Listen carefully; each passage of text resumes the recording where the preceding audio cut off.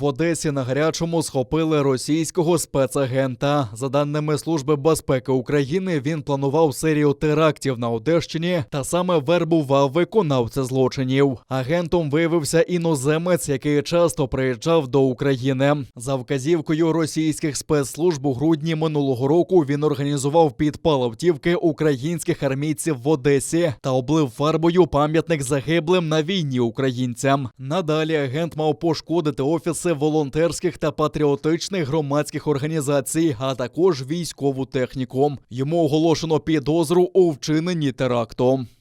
Таким чином, російські спецслужби хотіли провести інформаційно-психологічні спецоперації в контексті нібито наявності на території Одеського регіону проросійського підпілля та антиукраїнських настроїв населення. Співробітники СБУ затримали організатора під час його зустрічі з виконавцем.